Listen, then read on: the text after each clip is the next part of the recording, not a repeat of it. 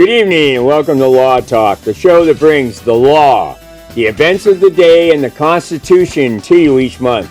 Tonight, I'm James Barrett, and I'm along with Mark Malachowski, and we're going to be covering three exciting topics, and we're going to ensure that it piques your interest.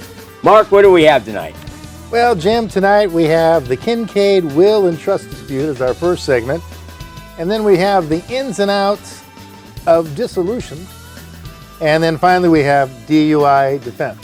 When you're talking about Kincaid, are you talking about the artist that believed in the lighting in the pictures that bring them all alive? Yeah, that's Thomas Kincaid, the painter of light, and he lived in Monte Sereno. I guess that's up by Los Galdas, and he met his untimely demise at age 54 due to an accidental overdose of alcohol and some other prescription drug in April of 2012. Well, you know, that's really unfortunate because his paintings were highly successful. He had numerous galleries, and my understanding was he was bringing in over $100 million a year on selling his paintings.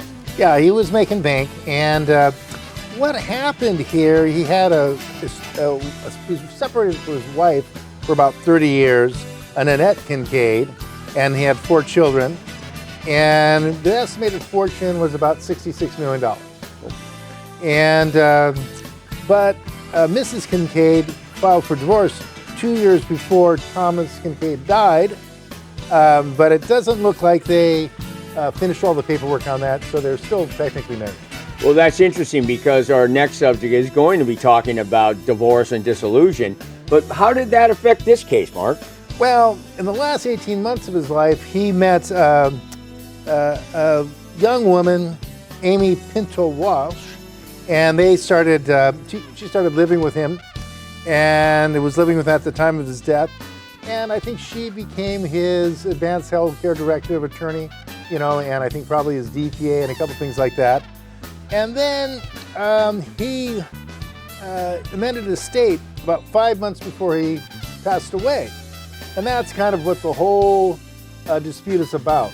Well, you were saying he had about a $66 million fortune, correct? Right. But did that include his homes in San Francisco and Monte Sereno, or is it just the inventory he had because my understanding was there was a complete art warehouse, air controlled they didn't even talk about how much that was worth. So is 66 just like the calculable amount of the asset, or was that just the general number they put on it? I think that's their estimate of it, but I'm sure there might be different valuations of what it could be worth.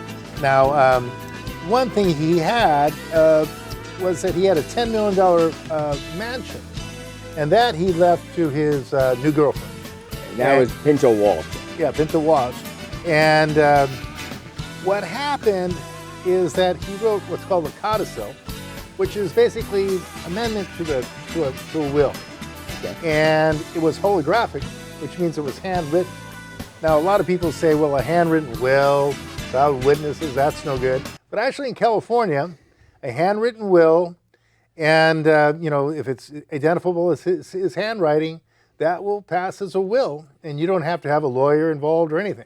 Well, the controversy that I remember from this case was that, in fact, he had a major attorney, a large law firm, do estate planning for him, setting up the will and the trust, and these codicils, which raised and there was 2 codicils, and what raised the ire of the court in probate was the fact that both codicils kind of said 2 different things, and the judge, there was a gentleman named Judge Kane in Santa Clara County, I believe, was a little leery of the fact that why didn't he use an attorney if he'd already set up a whole estate plan, and now he's going to amend who he's giving his assets to in a handwritten will, not with no witnesses.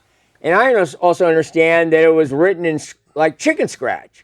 Well, that is kind of the things he'd like to have a drink or two, and actually we're going to do as our last segment something on DUI defense, and he had a DUI, he had a drunk driving, and apparently he liked to drink alcohol, and they're guessing, this is really speculation, that the reason it was written so difficult to read was because he was drunk when he wrote them.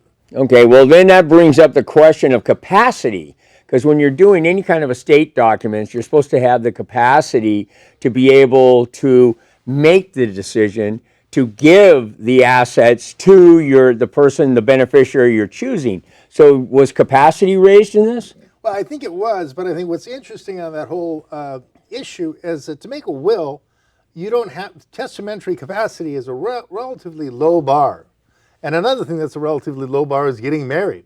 I think it's a higher bar to get divorced. But I mean, it doesn't, okay, to make a will, you have to know it's a will, right? You have to know who your children are, and you have to know where your resources are, right? So you have to know I've got a house on 15 Oak Street, and I've got two sons, Timmy and Wally, and this is a will. That's really all you have to know. You can think you're Napoleon and sign in Napoleon, but it doesn't matter. You just have to know those three things. So it's a fairly low bar. Now, if you're doing a trust, you have to understand the nature of the document, and you have to understand the consequences of signing it. It's more like a contractual level of capacity. So much more complex document. And the reason they do that is a will typically goes into probate, and a judge looks everything over.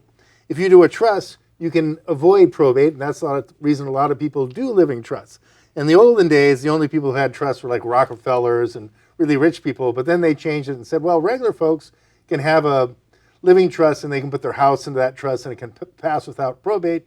Probate is kind of a lengthy process, and there's a certain percentage that has to go to the executor and to the lawyer, and so a lot of people go in for trusts. Plus, they're easier to modify, and they actually write down specifically what do you want to do with your legacy. They're a little more complex. Yeah, the thing about a trust, though, in a trust, you have to have a notary. So there is, it shows that there was capacity.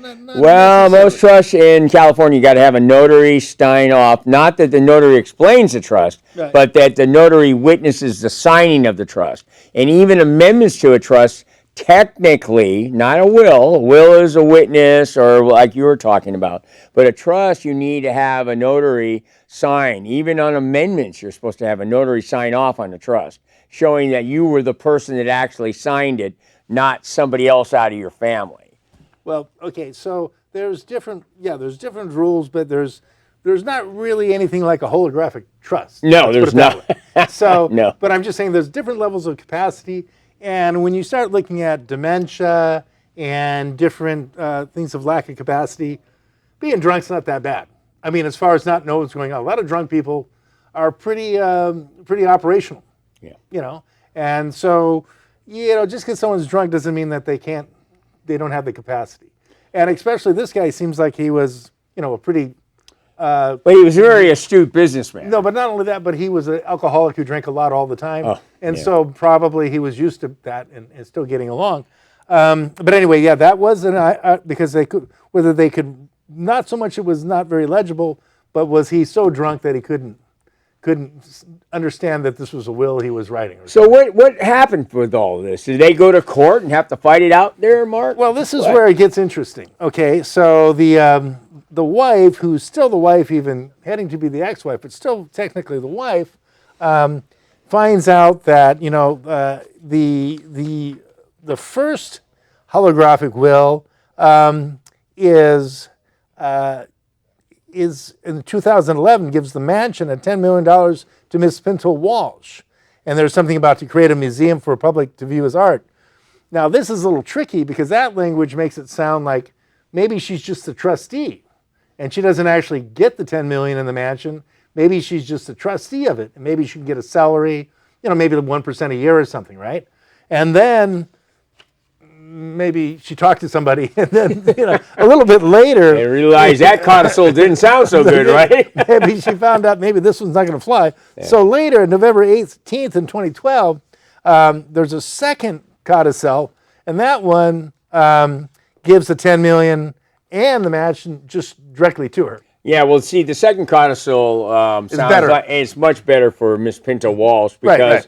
The problem with the first codicil, they were arguing that it starts creating a public trust, right? And she'd be the trustee of the public trust, right? And I'd say as maybe trustee, she would get nothing except a minor salary. She might get 1% of the total, so that's which not is nothing. Which is compared to his $10 million wealth, and yeah, compared to his wealth. and the mansion, all, we don't know how much the mansion's worth, but probably something. And so anyway, then the separated wife, she starts not being happy about this. But on the other hand, the girlfriend, Miss Pentewash, has stuff in her favor. She had the power of attorney over medical decisions, Vance Healthcare Directive attorney, and actually Kincaid made statements to his attorneys that he wanted Pentewash to get something, to receive something. So she had stuff that she wasn't completely out of the blue. Plus, she was living with him. So there you go there. But now the separated wife was not so happy about that. And so she was saying that, this, at the time this was all done, this paperwork was done, Kincaid had only been dating Pentewash for about 6 months. Yeah, well, from what I wanted to bring this into the family. This kind of brings it into the family law. So what I was really thinking right now is what I understood was they did a secret deal not to destroy his reputation, and as a result of that, we'll never know exactly what the deal was. But this brings up something in our second subject, which is the factors to get a divorce or a dissolution in the county and the state of California. So, Mark, what do you know about this?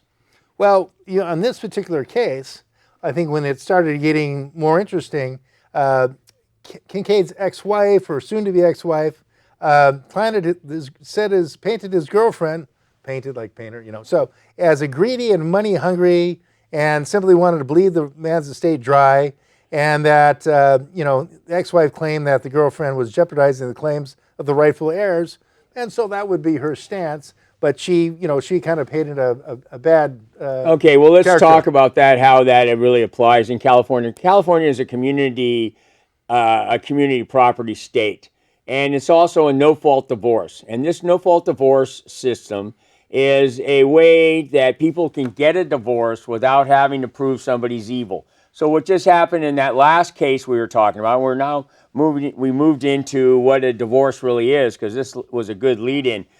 In a community property state like we have in California, that's no fault. It is, you get married, you have your earnings for both parties or one party, and what happens is, technically speaking, for the length of the marriage, if it goes beyond 10 years, it's known as a long-term marriage, and that means your spousal support and things like that go on a long time. Now, starting a dissolution is very easy. You file a petition, you file a declaration if there's children involved, you file the income and expense showing what your income and expense is, and then the respondent, whether that be the husband or the wife, has to file a response, and they have to file their income and expense. And at that point, once that's in place, what happens is now the courts are still staying out of it until you really start arguing about what are the assets. Now, the Kincaid estate had large assets, but the average estate normally has, in the Bay Area it's a little different, but the average estate usually has less than $1 million in total. And so what happens is there's a problem. If a husband or a wife decides they're the earners in the family and they decide they just want to divorce their spouse, they can file a petition, they serve the other person, and they can do what they wish. But the courts aren't going to let them do that, because normally the opposing spouse is going to say, wait a minute, you're making all the money. How am I supposed to live? And if there's been a marriage of long-term duration, that's over 10 years, you can effectively be responsible for paying your non-income earning spouse for life for spousal support, let alone paying for the children. All children under the age of 18, you're going to have to pay for them. And then there's a whole custody question. So divorce is a really very complicated matter. And what you're looking at the Kincaid matter was, it's complicated only because there's so much money. Right. It's not so complicated that their kids were they had 4 children, they're all adults, so they're over 18, but the wife was still married. That was Kincaid's problem, that he was still married, because that still gave her a right to even argue. Right. And so in most divorces, what happens is, if it's a no-fault divorce, you can easily do a divorce if they're cooperating, right, not arguing over money. if they're cooperating, they can do a divorce in 6 months and 1 day. Right. But that's extremely rare because what happens is parties don't cooperate. So when you look at something like the Kincaid matter, you go, well, wait a minute, the cooperation is all about the money. That's where the cooperation Well, they got was. some cooperation in this particular case, in the Kincaid case, even though we're kind of going back into the estate. But they mix a little bit. But was that if Kincaid or Thomas Kincaid got a bad reputation for having the squabble between his girlfriend and his wife, that would affect the value of the paintings. So the collection would go down. So they wanted to do everything confidentially so that it wouldn't affect the price. And so that sometimes brings people together. Well, in this county, in Santa Clara County, I should say, and a lot of the counties, I should say, in California, you can hire private judges, so you can actually keep everything off the public record for settlements like this. And they have something called settlement officer conferences, which kind of sets that up. And then you hire a private judge, and the private judge is the only one that really starts listening to all the dirty details. If there's a high income wage earners. There's cases where I've had where both parties were making over $1 million a year, and that's not counting their stock and all that. But what happens is, if that goes out in the public and you start saying, well, so-and-so makes 100 whatever amount, that becomes a public record. So many times you try to keep that quiet. In this case, the Kincaid case, this is why it goes along. They wanted to keep that quiet because they didn't want to disparage his background. Well, there was something in an arbitration clause in some of the paperwork. A binding arbitration. But the judge said, no, this is going to have to go to court. We're not going to go through arbitration. So at that point, they were they're saying, well, wait a minute. We thought we had a mechanism for keeping this all quiet. The judge says, no, we wanted this to be an open court. And so they quickly went to settle. Funny you could say that, because right after the judge said, oh, no, we're going to put it in open court, within 2 months, right, they figured something out. Totally settled it privately with no release of the confidentiality terms of that settlement, which I find a smart thing to do. And another thing that was kind of interesting about that case is, going back to the will, the second will was signed. Wasn't there a great amount of time between that and the time he died? So I think that maybe hurt the girl's case a little bit, because there's always suspect. What do you mean? This guy took some pills and drank too much and died. So that kind of makes it look a little funny. It was kind of coincidental. It was like 2 months later. Yeah, it was like a couple months later after he signed the second holographic. But a lot of times, like a trust or a will, or even a grantee to sign like several days before death, and that's always looked at a little bit suspect, even though someone could have capacity right before death, but it still makes it look a little askance. Well, what's interesting about that will idea, a will normally needs 2 witnesses. Right. And you have the people watching have to be there and watch the signing. And in a trust, you need a notary. So anyway, I'll just finish up on this family law issue. Family law is it's very complex. So if anyone out there is thinking about getting a dissolution or a separation, you got to be really aware of what the circumstances will be once you enter that process. Now, the judges will not help you. They will mediate sometimes in court, but most of the time you're going to have to understand there's just going to be a high financial cost, but you want to make sure that you follow through. So, Mark, what is our next subject tonight? Okay, so we covered the ins and outs of a dissolution, and the last thing we're going to talk about this evening is DUI defense. And what happens when people drink and drive is sometimes their perception is not as good, and they make mistakes out on the road. One thing I have found, because I've done a lot of DUI defense, is that a lot of times the police reports say, well, this guy had a .10 BAC, which equates to about 5 drinks, basically, depending on the time and when you started. Whether they ate, a lot of things. Over but the client goes, well, I had 2 beers.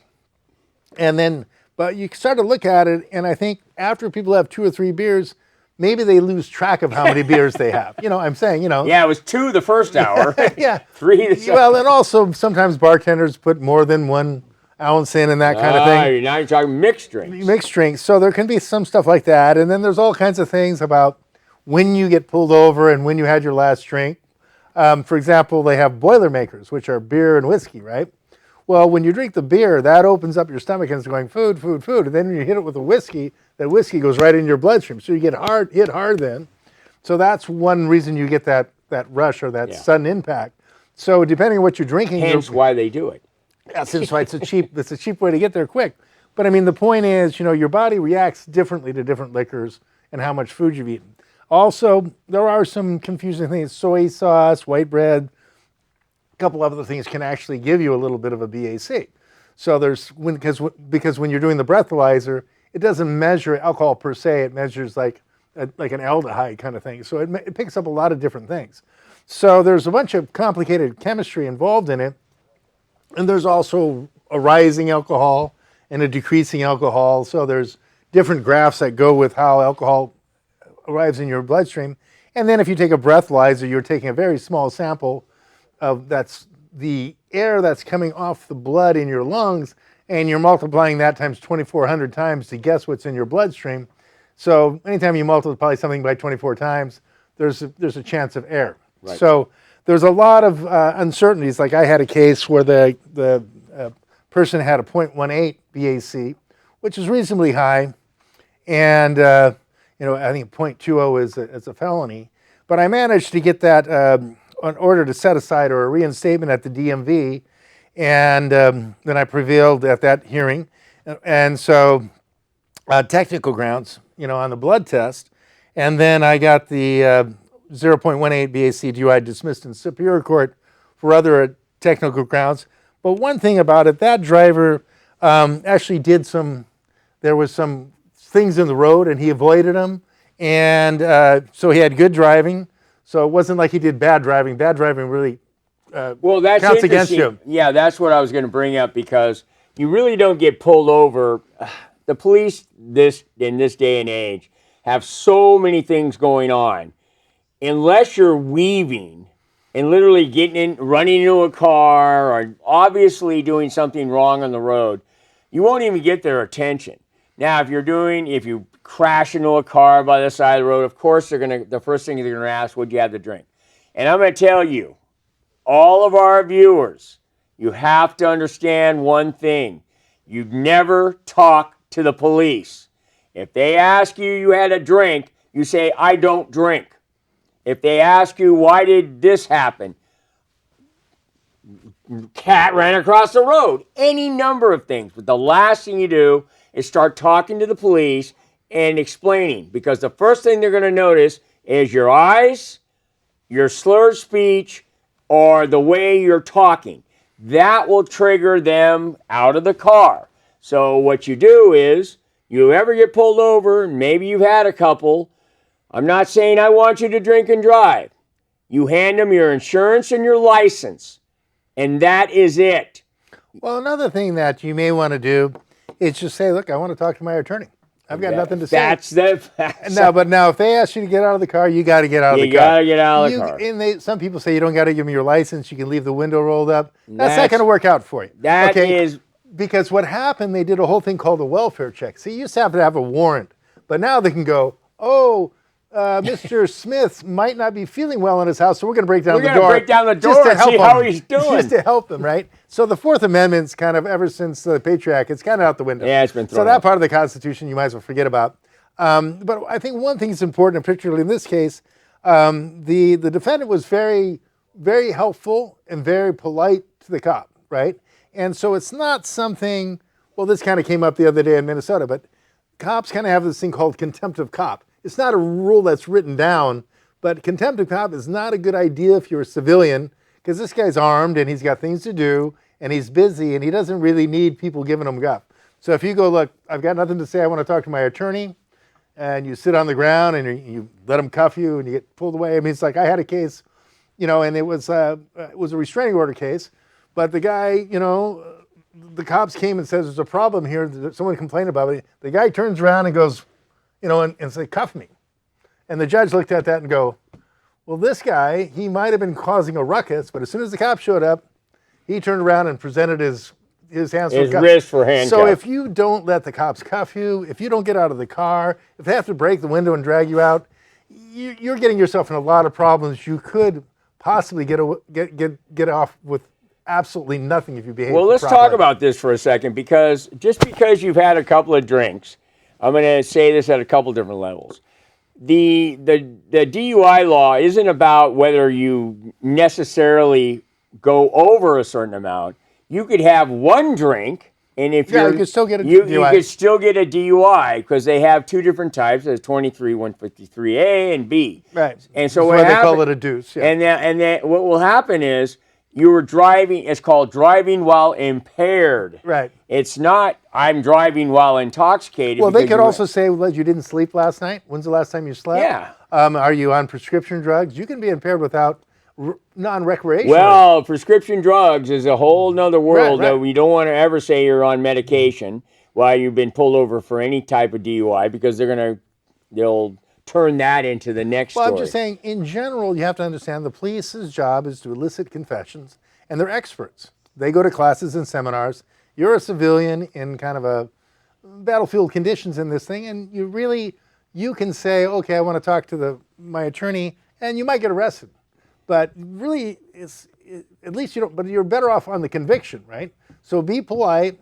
Say, look, I don't want to answer any questions. I want to talk to my attorney, and let them do their job. Let them do what they want to do. They say step out of the car, you step out. Let's talk about that, because in California, there's they've kind of relaxed the law a little bit. It used to be you had to be a 0.1. Now it's 0.08. But the fact of the matter is, the courts have been looking at this, and there's actually diversion programs for drunk driving with a low blood alcohol level.